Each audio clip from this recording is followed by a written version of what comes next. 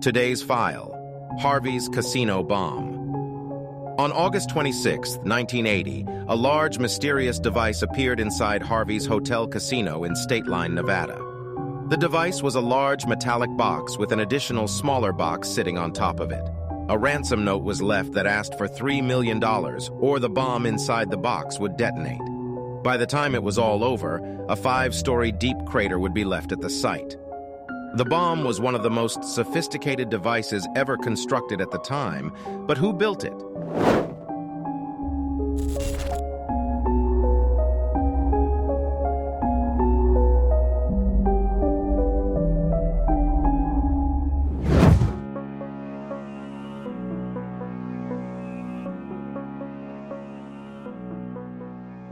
In 1944, a Sacramento meat wholesaler named Harvey Gross and his wife Llewellyn opened Harvey's in Stateline, Nevada, across the border from Lake Tahoe, California. In the 1960s, an 11-story, 197-room hotel was added to the casino. Later, in 1980, another expansion was taking place that suddenly came to a halt when a large 1,000-pound metallic device the size of a desk was found inside Harvey's casino. In addition to the large metallic box, a smaller box sat on top of it. The smaller box contained 28 toggle switches that were all numbered. All of the switches were in the down position, except for switch number 23. A Harvey's employee noticed an envelope on the floor next to the device with the words, "Harvey's Management," written on it. The police and fire departments were called, and when they arrived, they opened the envelope and found a letter inside. The letter read, "Stern warning to the management and bomb squad. Do not move or tilt this bomb because the mechanism controlling the detonators in it will set it off at a movement of less than 0.01 of the open-end Richter scale. Don't try to flood or gas the bomb.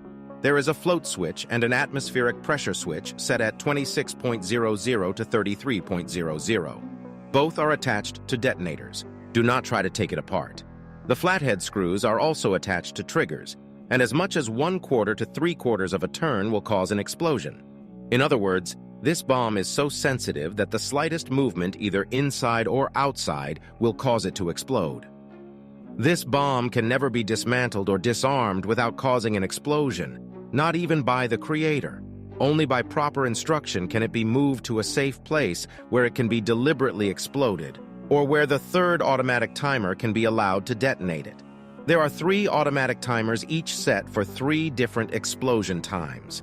Only if you comply with the instructions in this letter will you be given instructions on how to disconnect the first 2 automatic timers and how to move the bomb to a place where it can be exploded safely. Demands. We demand $3 million in used $100 bills. They must be unmarked, unburied, and chemically untreated. If we find anything wrong with the money, we will stop all instructions for moving the bomb. Bomb squad technicians and FBI agents photographed and took X-ray photos of the box to determine the inner workings. They believed the letter and didn't want to take any chances. Later that evening, FBI agents spoke with the owner of Harvey's casino, Harvey Gross. They needed an answer on what to do about the $3 million ransom that was being asked for. They told Gross that instructions on how to safely move the device would arrive in the mail once the ransom was paid. Harvey Gross had already made up his mind. "There's no way I'm paying these sons of bitches any money," he told the FBI agents.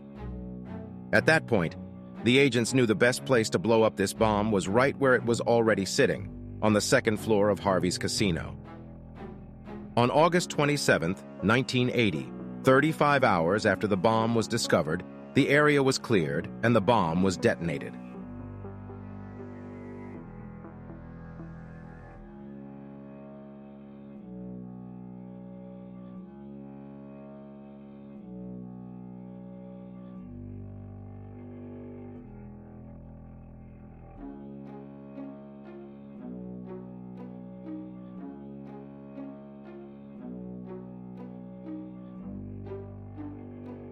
What was left looked like a war zone with a 5-story deep crater blasted into the ground.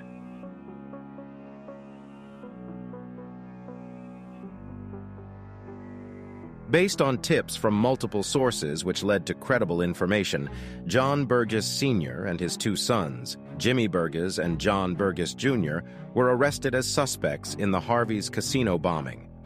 The sons of John Burgess Sr. testified against their father in exchange for reduced sentences. On the 7th of March 1985, John Burgess Sr. was found guilty of 8 of 9 counts, and he was sentenced to 20 years in prison. Joan Williams was sentenced to 27 months in prison for typing the ransom letter, while the men that delivered the bomb, Willis Brown and Terry Hall, were sentenced to 7 years each. John Burgess Sr., who had once been a millionaire, lost his fortune because of his gambling addiction. He owed tens of thousands of dollars to Harvey's casino, and he said someone in an organized crime family told him to build a bomb and place it inside Harvey's casino, and his gambling debts would be cleared.